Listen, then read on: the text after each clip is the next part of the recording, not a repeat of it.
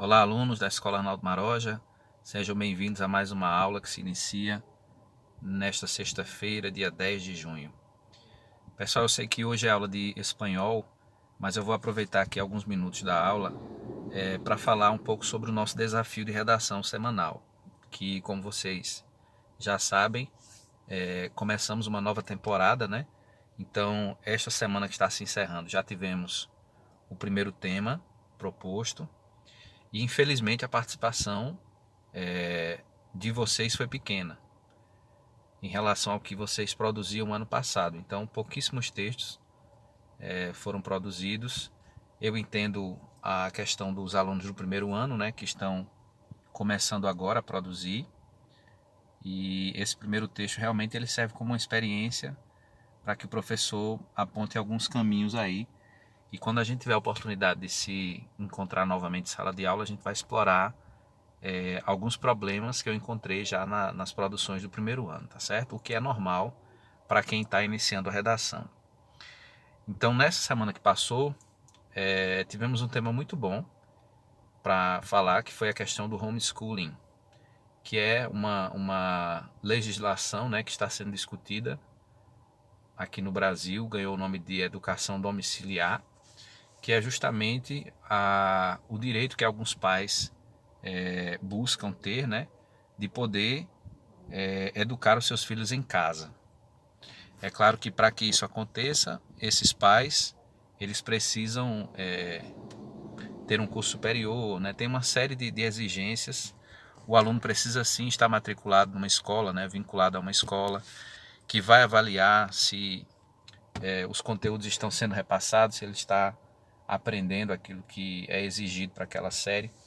Então muitos pais hoje no Brasil exigem essa forma de ensino, de educação que já existe lá fora já há algum tempo, né? E agora no Brasil está se discutindo isso. Então vocês tiveram a oportunidade de refletir um pouco sobre a questão da educação, né? A própria pandemia do coronavírus deixou as escolas fechadas e fez com que esse tema voltasse a ser discutido, né? Com mais força. Então esse foi o primeiro tema. Tivemos então aqui agora o segundo tema, que eu estou mostrando aqui para vocês, tá certo? Então a gente vai dar uma lida aqui nos textos motivadores para que você compreenda melhor qual é o tema dessa semana, para que você possa pesquisar, né, se inteirar mais aí sobre o assunto. Mas eu considero que seja um tema até mais fácil de falar do que esse tema que passou, tá certo? Porque trata da questão da tecnologia, redes sociais, então isso é algo que você já tem uma certa familiaridade e como os golpistas têm utilizado, né? Essas novas tecnologias, as redes sociais, o Pix, que é uma inovação bancária aqui no Brasil, que é um sistema instantâneo de transferência, né, de valores. Então os golpistas têm se aproveitado dessas facilidades que o mundo virtual traz, né, para aplicar golpes financeiros, tá certo? Então é basicamente esse o tema dessa semana. A frase tema aparece aqui, ó, lá embaixo, né? Das redes sociais ao Pix, caminhos para a redução dos golpes financeiros no Brasil.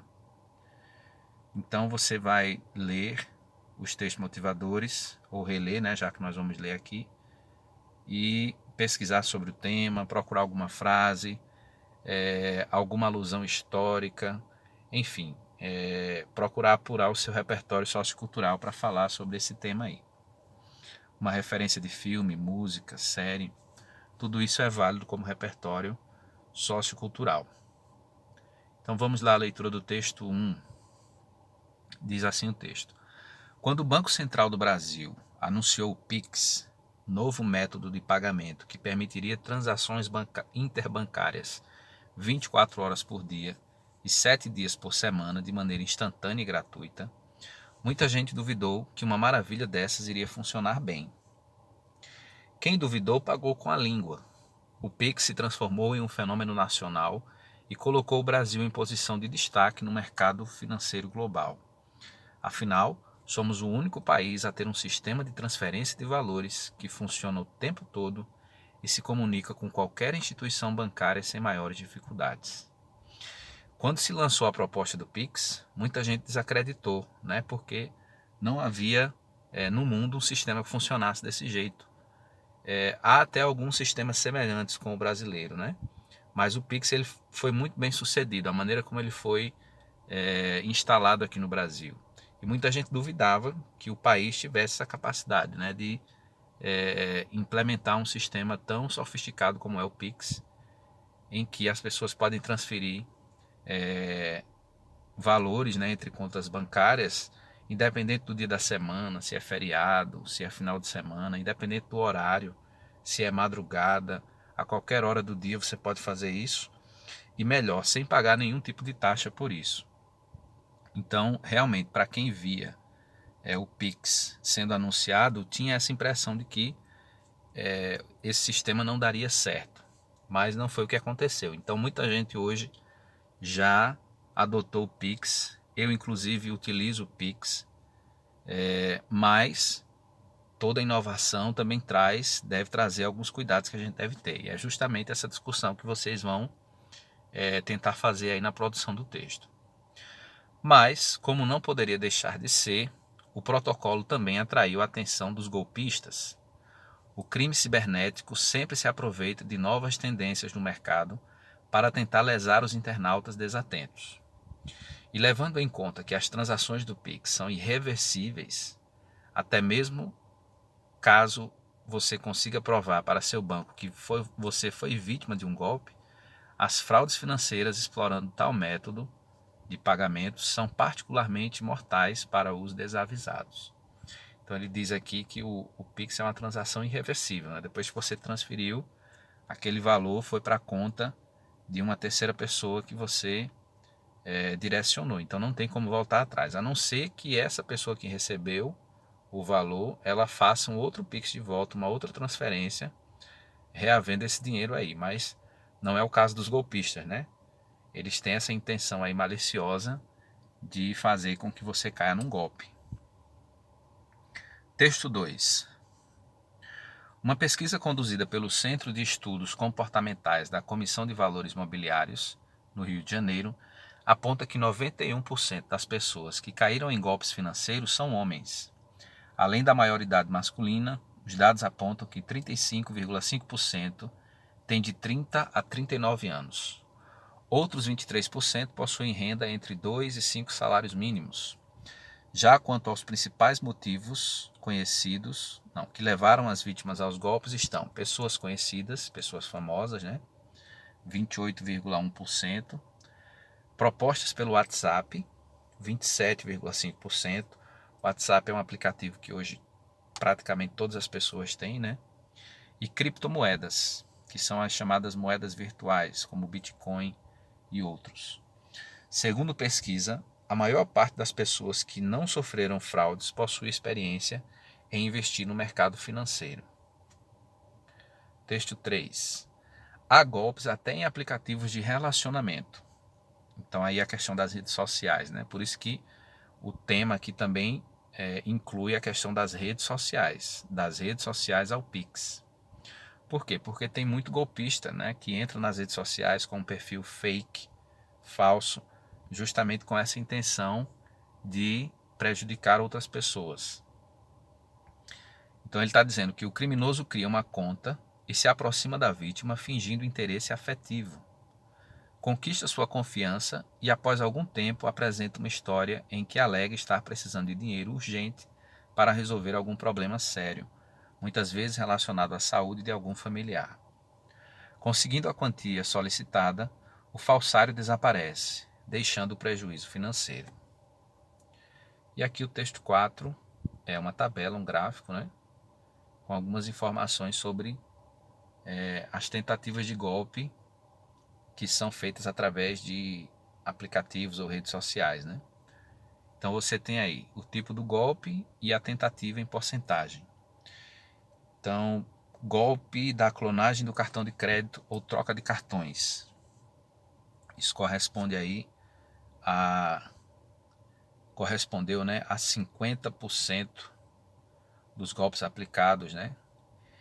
É importante destacar aqui a função dessas cores, né? Sempre que a gente interpreta um gráfico, a gente deve observar os detalhes. Então, O vermelho representa o período de setembro de 2021 e a barra amarela representa o período referente a dezembro de 2021.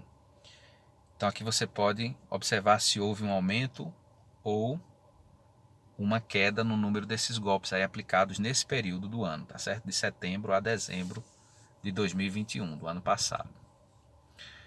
Então depois vem os golpes da central falsa, onde alguém pede seus dados por telefone. Próximo golpe, alguém se fazendo por um conhecido solicitando dinheiro por WhatsApp. Próximo, golpe do leilão ou da loja virtual falsa. Depois, golpe do falso depósito do Pix. Então vejam aí que o Pix é uma coisa recente, então esse golpe só vai aumentar daqui por diante, né? À medida que as pessoas vão entrando no sistema Pix cada vez mais, esses golpes também aumentam. Golpe do delivery, que é a falsa entrega, né? A palavra delivery em inglês é entregar.